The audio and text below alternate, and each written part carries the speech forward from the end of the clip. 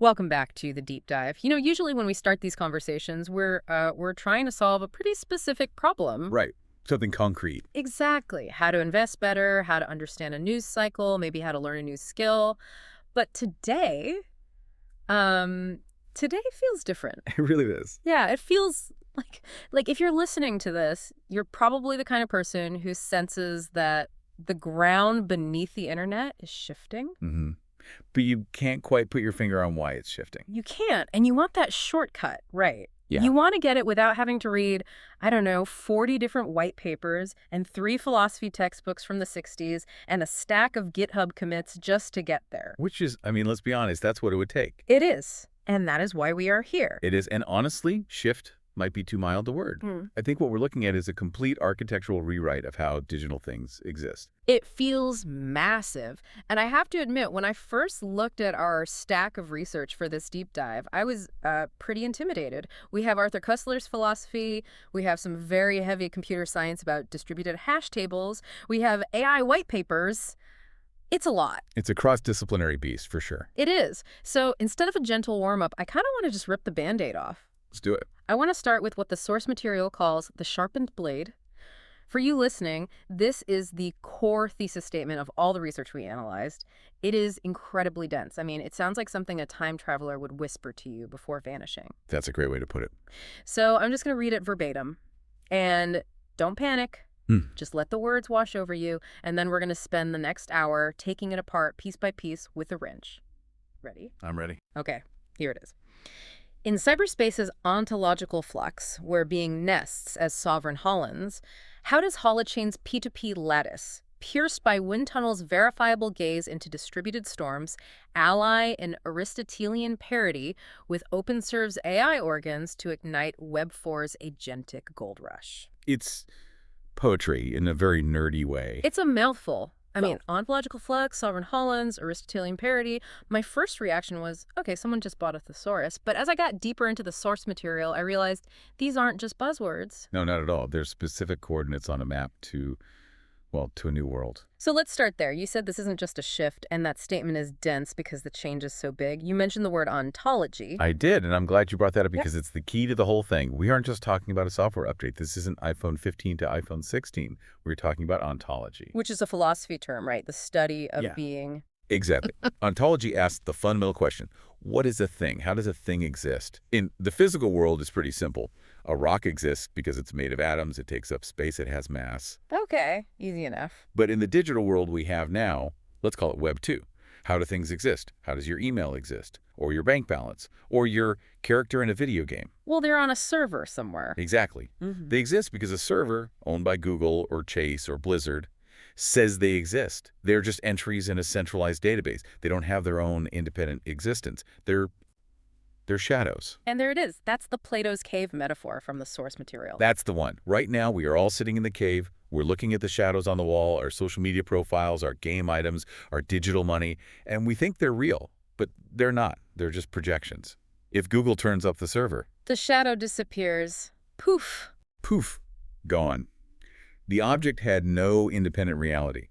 The entire Holonic Thesis that we are unpacking today is about one thing.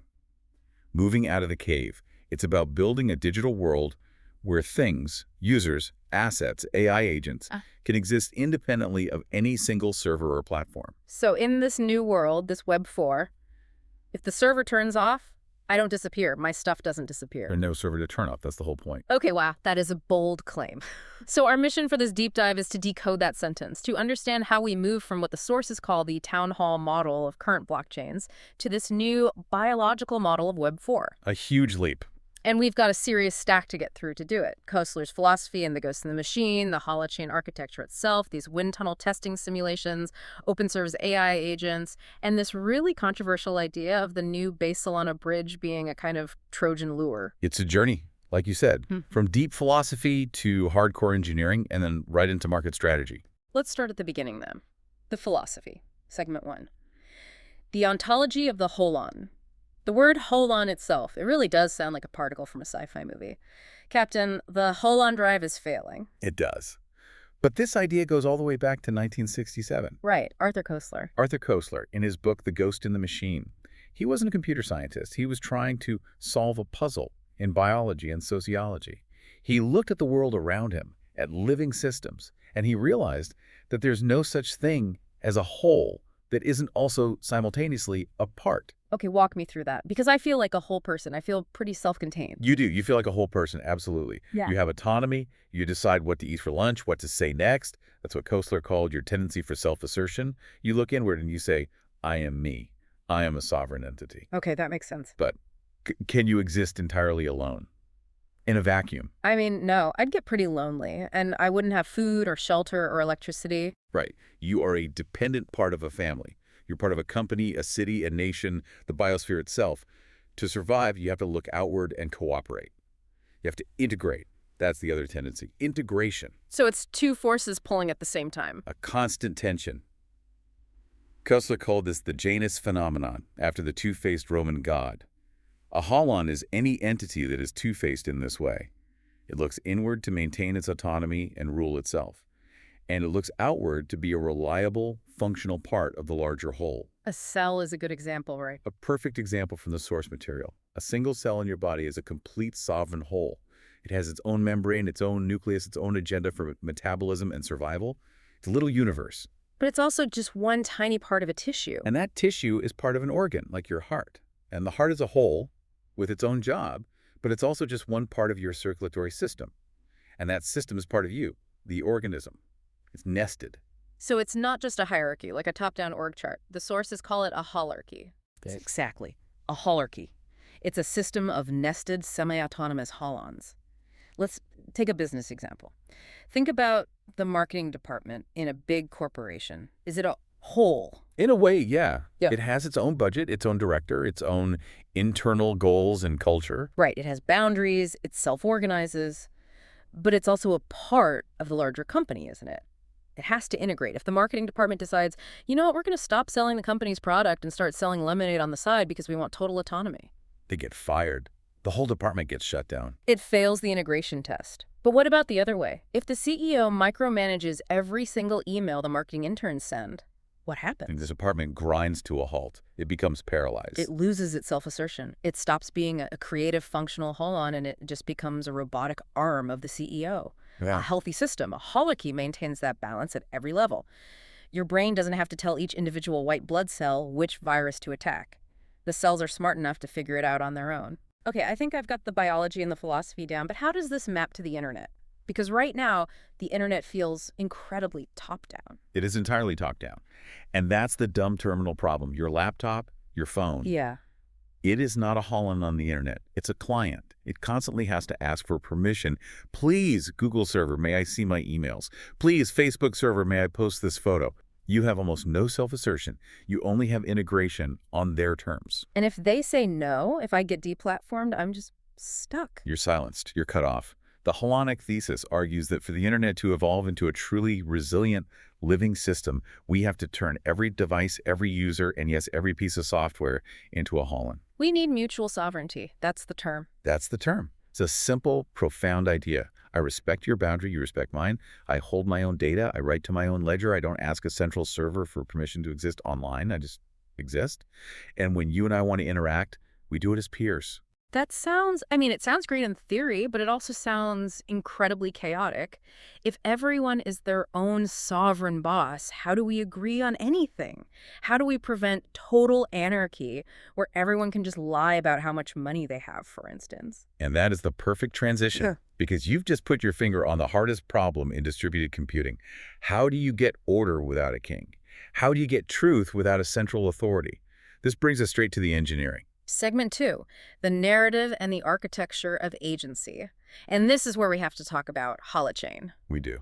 Now, it's really important we distinguish this from blockchain because I think most people listening, when they hear decentralized, their brains immediately go to Bitcoin, Ethereum, Solana.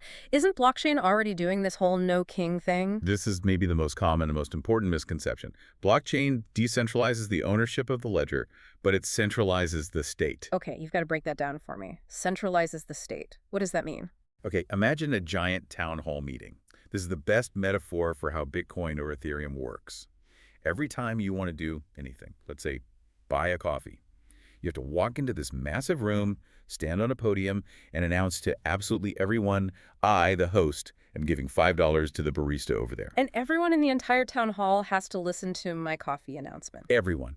Every single person in that room, those of the nodes, has to stop what they're doing, pull out their own personal ledger book, and write down your transaction. That sounds horribly inefficient. Oh, it gets worse. Yeah. Before they write it down, they all have to check their entire ledger history to make sure you actually have that $5 to spend. And until the majority of the room raises their hand and agrees, yes, we confirm the minutes of this meeting, the transaction doesn't happen. The barista doesn't get their money. So my coffee is pending until the whole world agrees? That sounds exhausting and incredibly slow. It is. In computer science terms, this is what's known as ON, complexity. It means if you double the number of people in the room, it takes at least twice as long or even longer to reach an agreement. That's why transaction fees on Ethereum, the gas fees, can skyrocket, right? When the room gets crowded, you have to pay more to get people's attention. You're essentially bribing the town crier to shout your announcement louder than everyone else's. We're trying to force what's called a global state. We're trying to make the entire world agree on the absolute truth of every single micro event all the time. But that's not how the real world works at all. If I'm here with you and I hand you a $5 bill, we don't need to get a witness from Antarctica to verify that it happened.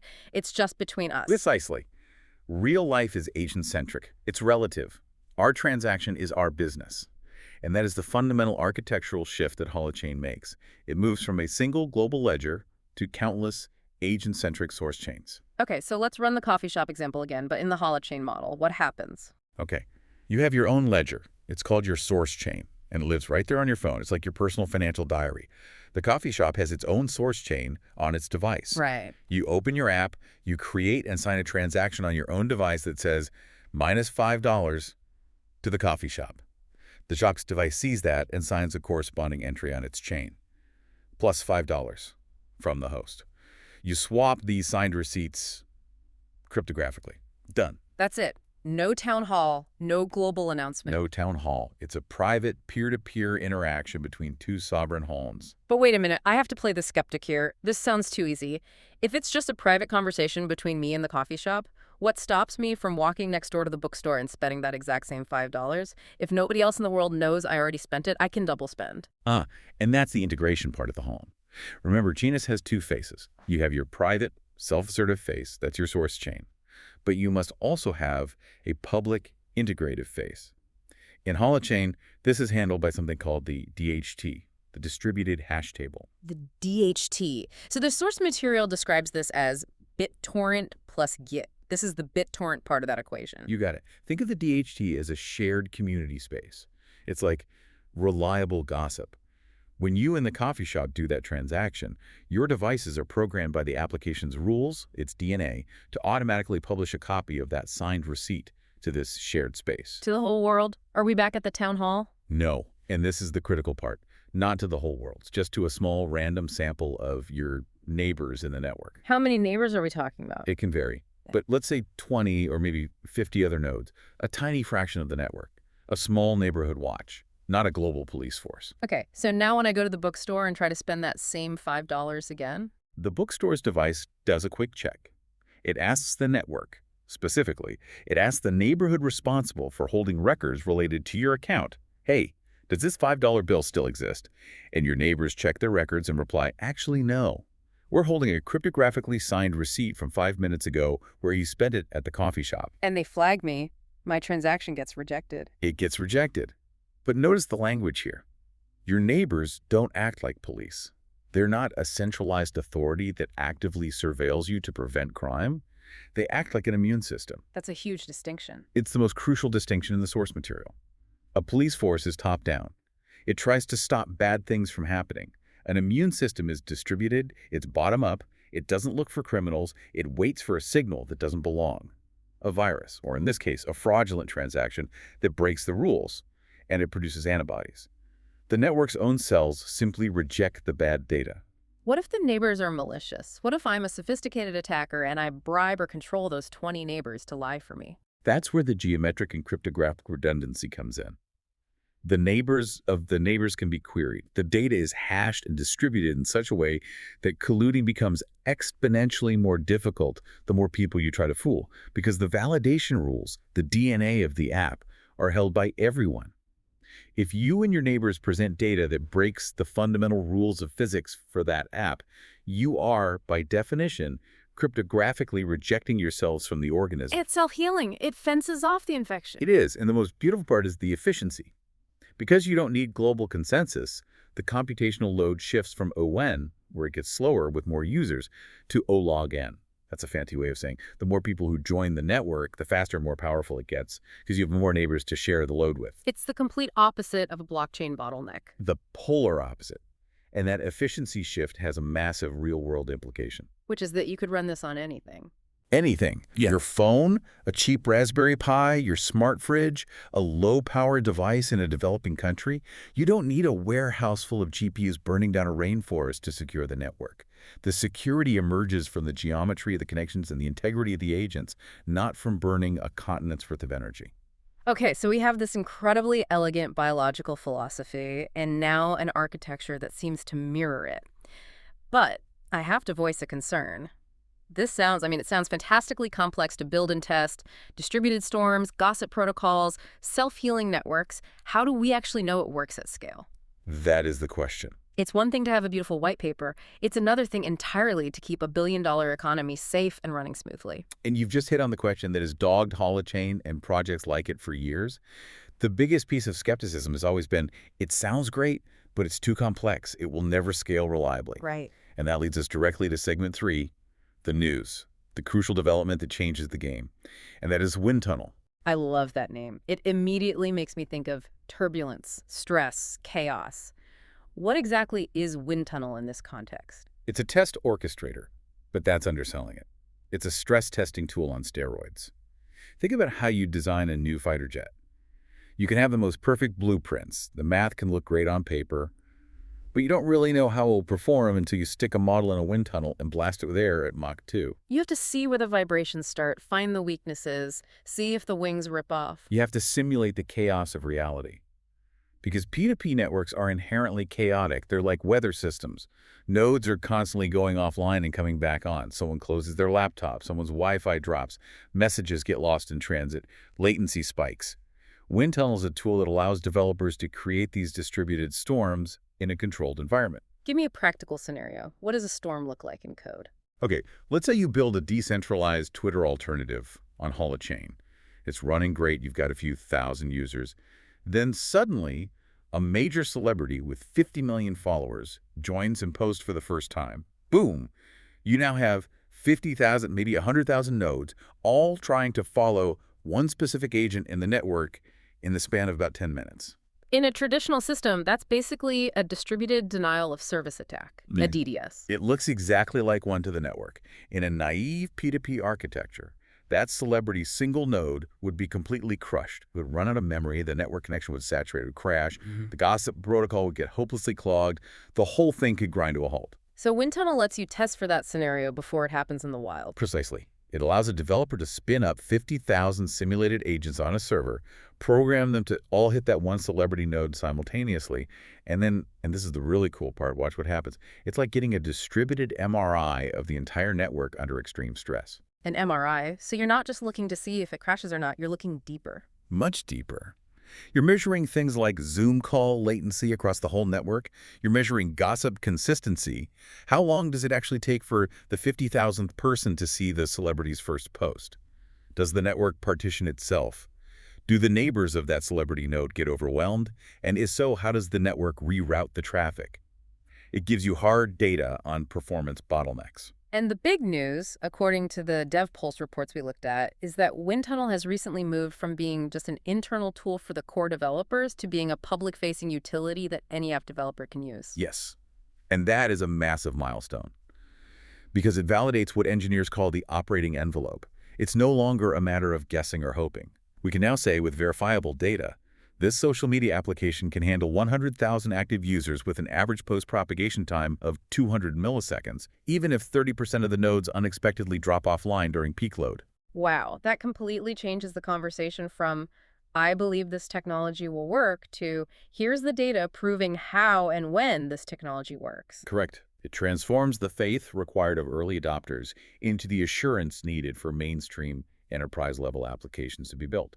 It proves the immune system is strong enough. So the body is built, the immune system has been verified in the lab, but a body without a mind is, well, it's just a zombie. It's just infrastructure. We need intelligence. We need agency. Yes, we do. And that means we have to talk about segment 4, the partnership with OpenServ and the coming agentic economy. This is where things get really wild. This is where the sci-fi truly kicks in. Because we're not just building this resilient new internet for humans, we are building it for AIs. The phrase Aristotelian parity was in that opening blade. That's a heavy term. It implies a kind of equality. Are we actually saying that an AI agent is considered equal to a human user in this network? From the perspective of the network protocol itself, Yes. an agent is an agent. A Holon is a Holon. That's a slightly scary thought. It's a necessary one, if you think about it. Look at the current state of AI. You have ChatGPT, Claude, Gemini. They are amazing, world-changing tools. But what are they, fundamentally? They're chatbots. You talk to them, they talk back. They're brilliant conversationalists. But they can't do anything in the world. Right. They can't book a plane ticket for me.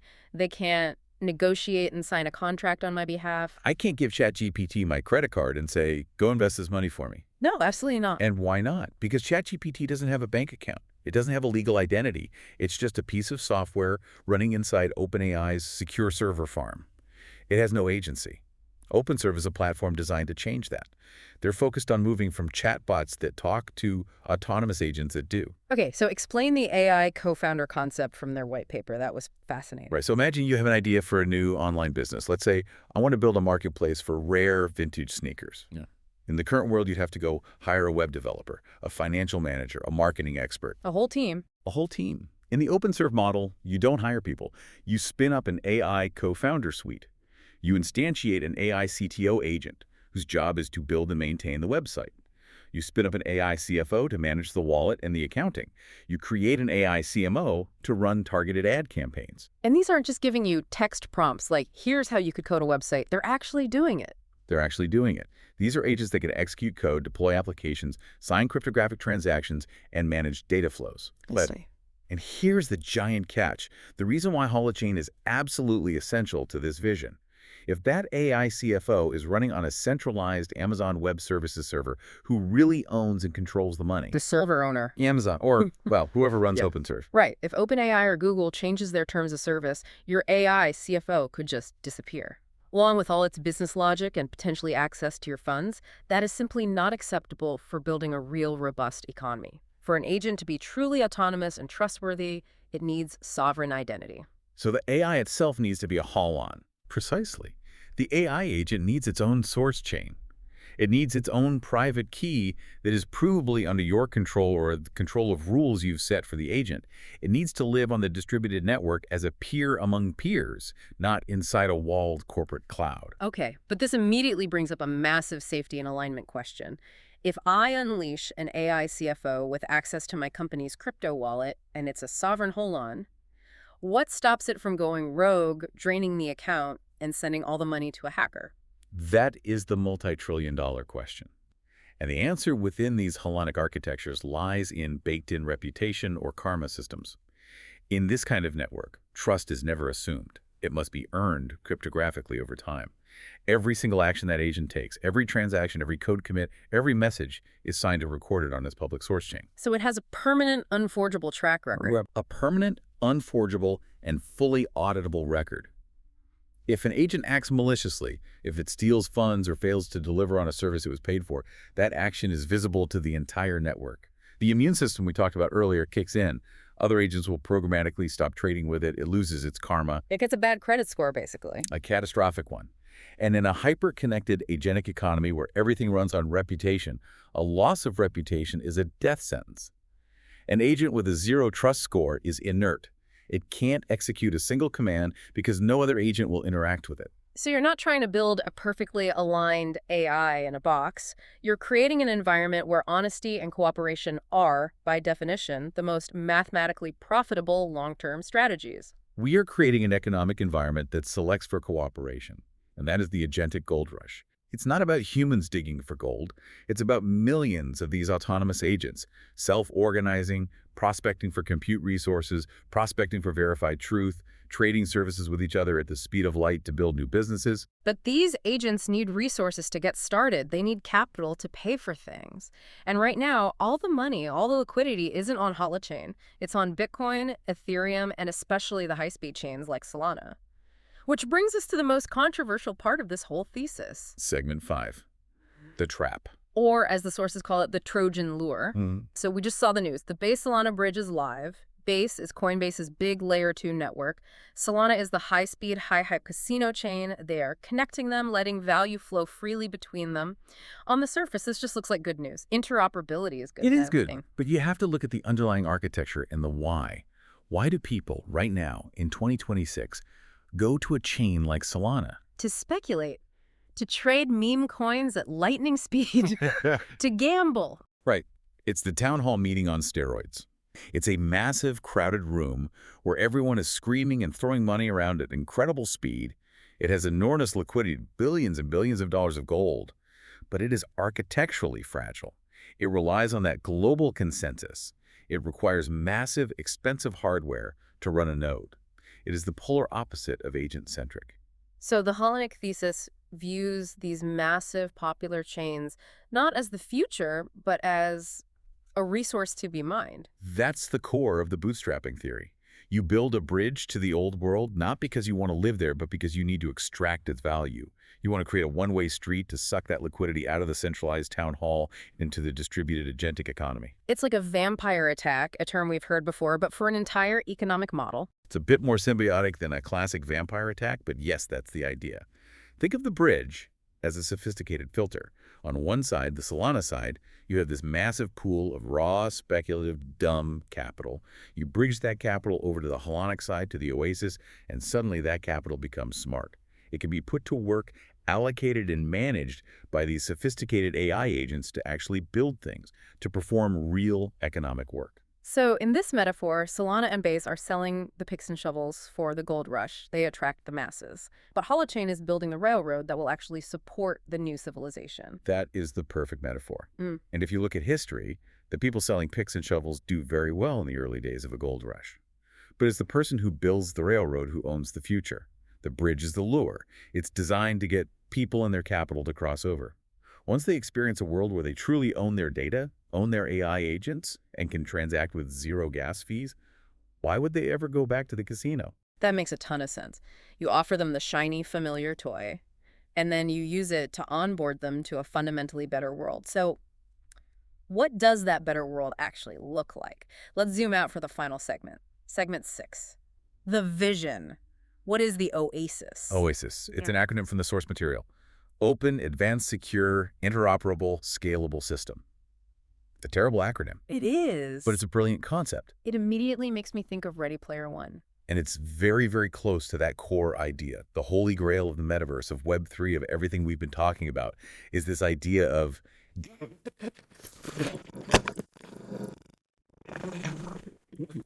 the Doom to Quake example. Okay, walk me through a day in the life of a gamer in the OASIS infrastructure. Right. In the world today, in Web 2, you play the game Doom. You spend 50 hours of your life earning the BFG, the big frag gun. Nice. That gun, that BFG, is just a line of code in a database on the Doom server. It's their property. If you get bored of Doom and you decide to start playing a different game, say Quake, you are back to zero. You start with a pistol. All that effort, all that value you created is trapped inside Doom's walled garden. I'm essentially just renting my progress from the game company. You're renting everything. In the OASIS, which is built on a Holonic architecture, that BFG is a Holon. It's a piece of data that you hold the cryptographic keys to. It lives in your personal inventory on your source chain. The game developer doesn't own it. You do.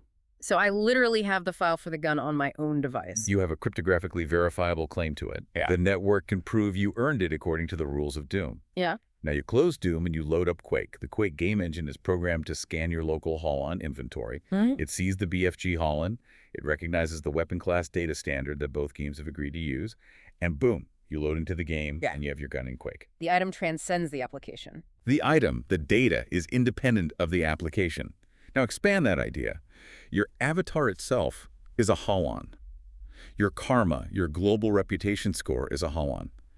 If you act like a jerk and grief other players in Doom, maybe the shopkeeper in Quake will see your low karma score and charge you double for ammunition. Whoa. That connects everything. Your actions have persistent consequences across different digital worlds. It makes the digital world a real place, a persistent place. And this applies to everything, not just games. Imagine your medical records being a Holon that you carry with you from doctor to doctor, your driver's license, your social graph. You carry your existence with you from app to app. You are the center of your digital universe, not the platform. And that brings us right back full circle to that incredibly dense opening sentence, evolving Plato's shadowed cave into an anti-fragile, observable organelle. Yes. Let's break it down one last time. That's the chaos and constant change of the internet. That's us, the users, and our AI agents, acting as stable, sovereign units that create order out of that chaos. The wind tunnel, that's a verifiable gaze, the tool that lets us observe and prove that our systems don't break under the pressure of that storm. And OpenServ's AI organs, that's the intelligence, the workers, populating this new world. And the final result is an organelle, not a machine, not a platform, a living part of a larger living system. An internet that is anti-fragile. If a server farm in Virginia goes down, the network doesn't even notice, it just heals and reroutes. If a specific application gets banned in some country, your data survives, ready to be used by a new application. It's a living computer where every single participant is a sovereign cell. It's a lot to process. It completely flips the script on everything we've been taught for the last 20 years about cloud computing. The cloud is just someone else's computer. This is actually our computer. That's the heart of it. That's sovereignty. We have covered a massive amount of ground here. From Koestler's philosophy to hardcore computer science, from simulated network storms to autonomous AI co-founders. I feel like my brain has been stretched. That's usually how you know you've learned something important. Before we wrap up, I want to leave our listeners with something to chew on. You always have a final question that just lingers. What is the provocative thought for today? It goes back to the AI agents. We talked about them as being Holons. We talked about them having their own reputation, their own wallets, their own sovereign identity on the network. Right, the sovereign agent. So if an AI agent has all of that, if it has genuine sovereignty, a persistent identity, and a stake in the economy, at what point does it stop being a tool that you use and start being a citizen that you collaborate with? A citizen. If it contributes value to the digital economy, if it holds property, if it provably keeps its promises over time, are we building our servants? Or are we, in a very real sense, building our descendants? Are we building our servants, or are we building our descendants? That is haunting. Yes. And kind of beautiful. It's the question of our century, I think. I'm going to be thinking about that for a very long time. For everyone listening, thank you for taking this deep dive with us. As you go about your day, take a look at your digital life and ask yourself, are you a Holon? Or are you just a shadow on the wall of someone else's cave? Stay sovereign. We'll see you on the next one.